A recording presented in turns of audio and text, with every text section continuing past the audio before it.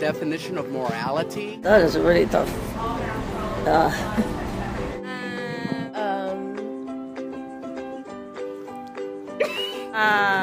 Boy, who gave you all those questions? Those are tough. Having a set of beliefs that you follow, good values. Not harming other individuals in any way, emotionally, physically, or anything like that. Just like to, you know, when you know you're wrong about it. I don't judge people, so everybody can do what they do. I mean, it's nothing to do with me. That feeling in your gut when you know this is not the right situation, not the right thing, you know, I just become kind of uncomfortable with it. Doing what is right and doing things that would help other people. Being kind to others, or just your definition of how you would treat others, having good morals. The values that you live your life by, it's what your moral code, your ethics. The difference between right and wrong. Very nice. We are both Christian, so we believe in God, and so we base off of the Bible and what He kind of sets as being the standard and living that way to the best of our ability.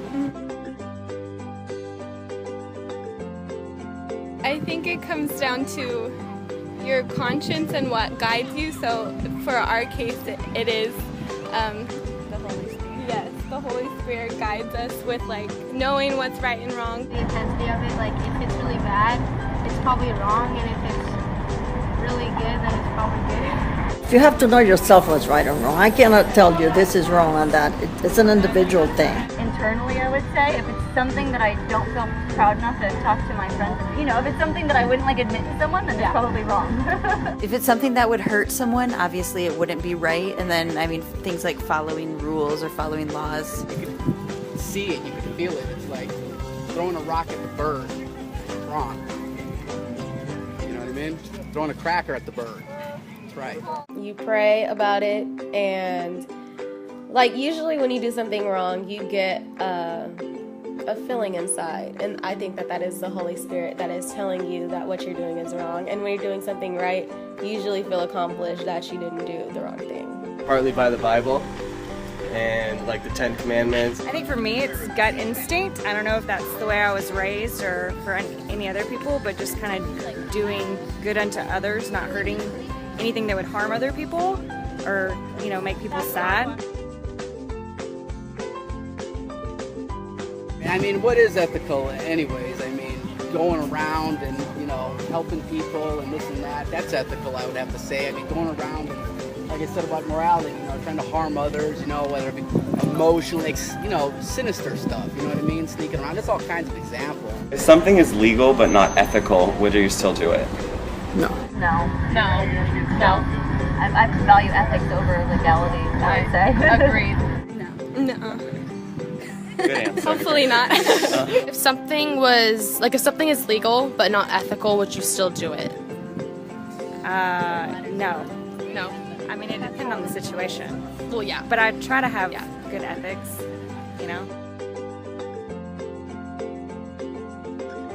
I mean, are morals the same for everyone, or do they change for everyone? Well, I mean, some people have no morals, they don't even care, and then they do change, you know, attain morality. Some people have attained morality through natural, you know, causes, and, you know, like, you know, birth and everything. Like, they're always been moral, they just have it in them.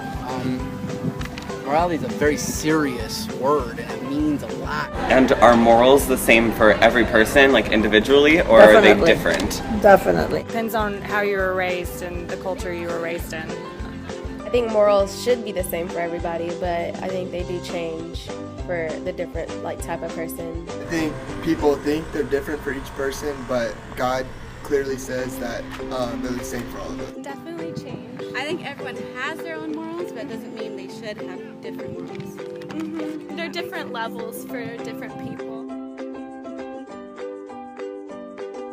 I think a lot of it's how you're raised, but I think even how you're raised, you can kind of think about down to your core of what you really think and kind of go back and fix that if you try or if you're open to it. But I think a good bit is how you're raised. It's you. You decide what's right or wrong. For us, it's religion. Definitely. And we literally have a written code of what to do and what not to do. Yeah, that's what the Bible is for us, and yeah, for other people, it's different. Well, I'd probably say like the Bible, because that's pretty much what's right and wrong. It's a pretty good definition. Myself. Okay. Myself. Definitely. I would say that I decide because God decides, and I decide what God decides. I think ultimately it goes back to the Bible, but also, I mean, I have to make choices every single day about what I think, you know, how to interpret things. Yes. I don't know, like person to person, like I think over your life you become more open to things because of how the world's going. Yeah. And I just think it depends on the person and where they lived. I think they do. That society as you grow changes. older, and like I think a 4-year-old's morals are different than a 24-year-old's. And even our parents' morals, where they have more wisdom than I would have right now.